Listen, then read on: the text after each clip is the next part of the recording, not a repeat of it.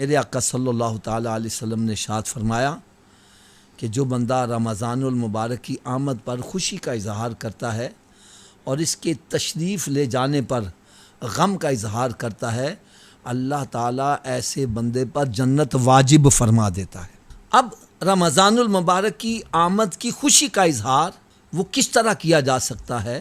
بندہ شعبان المعظم میں ہی روزے رکھنا شروع کر دیتا اور عملی طور پر یہ ثابت کر رہا ہے، مالک و مولا میں تیرے رمضان سے ڈرتا نہیں ہوں، میں روزوں سے ڈرتا نہیں، دیکھ ابھی رمضان آیا نہیں، میں نے پہلے روزے رکھنے شروع کر دیے۔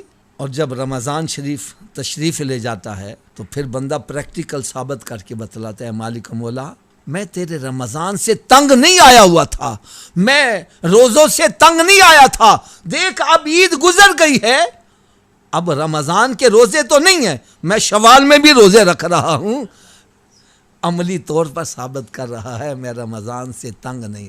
اور دوسری طرف آ جاؤ، قرآن مجید فرقان حمید میں رب تعالیٰ نے ارشاد فرمایا من جاء بالحسنۃ فلہ عشر امثالھا، کہ جو بندہ نیکی ایک کرتا ہے ثواب اس کو 10 گنا دیا جاتا۔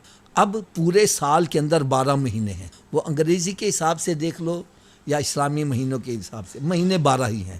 اب جو رمضان المبارک کے سارے کے روزے رکھتا ہے اس نے 1 مہینے کے روزے رکھے، رب تعالیٰ کے ہاں اس نے 10 مہینوں کے روزے رکھے، ثواب 10 مہینوں کا مل گیا۔ اب پیچھے رہ گئے 2 مہینے، تو 2 مہینوں میں 60 دن ہوتے ہیں، فرمایا جو 6 روزے شوال کے رکھ لے تو 60 روزوں کا ثواب اس کو اس میں مل جاتا ہے۔ تو جو بندہ رمضان کے بھی روزے رکھے، شوال کے 6 روزے رکھے، رب تعالیٰ کے ہاں وہ سارا سال روزہ رکھنے والا کاؤنٹ کر دیا جائے گا۔ شوال کے روزوں کے بارے میں بھی کچھ چند مسائل میں عرض کروں گا۔ بعض بندے سمجھتے ہیں کہ عید کے اگلے دن ہی بس روزے رکھنے شروع کر دو، لگاتار 6 رکھو اور پھر 6 دن روزے رکھنے کے بعد وہ شش عید منائیں گے، وہ جناب شش عید 6 روزوں کی عید منائیں گے۔ اس طرح کے کنسیپٹ بنے ہوئے ہیں۔ بعض بندے کہتے ہیں جی عید کے اگلا دن اگر روزہ نہ رکھا تو بھئی شوال کے تم روزے رکھ ہی نہیں سکتے۔ بعض کہتے ہیں عید کا اگلا دن کا روزہ رکھ لو اور پھر چاہے پورے سال میں رکھ لو یا پورے مہینے میں رکھ لو۔ تو صحیح بات کیا ہے؟ صحیح بات کیا ہے؟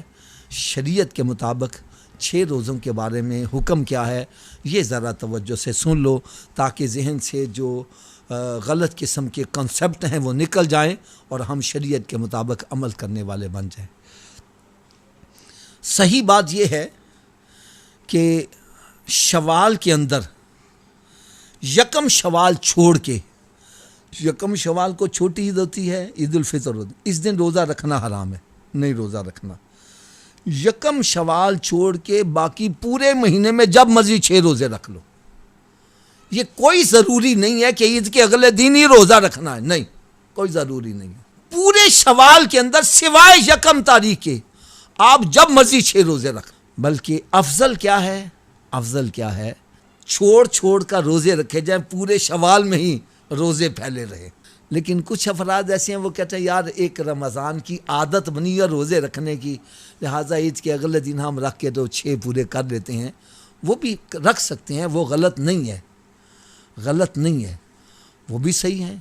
لیکن اگر کوئی عید کے اگلے دن نہیں روزہ رکھ سکا تو یہ مطلب نہیں ہے کہ وہ شوال کے روزے رکھے ہی نہ، پورے شوال میں 6 پورے کرنے ہیں۔